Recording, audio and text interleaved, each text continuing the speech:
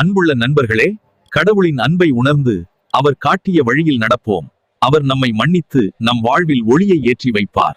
உலகத்தின் ஒளியாக இருக்கிறேன், என்னை பின்பற்றுகிறவன் இருளில் நடவாமல் ஜீவ ஒளியை அடைந்திருப்பான் என்று இயேசு பேசுகிறார்.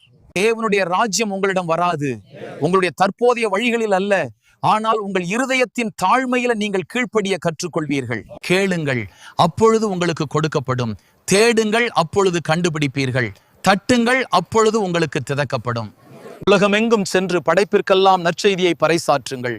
நம்பி திருமுழுக்கு பெறுவோர் ரட்சிக்கப்படுவர், நம்பாதோ ஆக்கினை தீர்ப்பு பெறுவர். அன்பானவர்களே, உங்களுடைய வாழ்க்கையிலே நம்பிக்கை வைத்து நடவுங்கள். எப்போதும் நேர்மையான வழியில செல்லுங்கள். கர்த்தர் உங்களை ஆசீர்வதிப்பார். உங்களுடைய வாழ்க்கையில சந்தோஷம் நிறைந்திருங்கள். இப்பொழுது நீங்கள் தேவனுடைய அன்பை பெற்றுக்கொள்ள வேண்டும் என்றால் இயேசு கிறிஸ்துவை உங்கள் இரட்சகராக ஏற்றுக்கொள்ள வேண்டும்.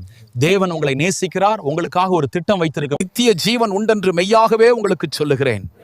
நியாய தீர்ப்புக்கு உட்படாமல் மரணத்தை விட்டு நீங்கி ஜீவனுக்கு வந்திருக்கிறான்.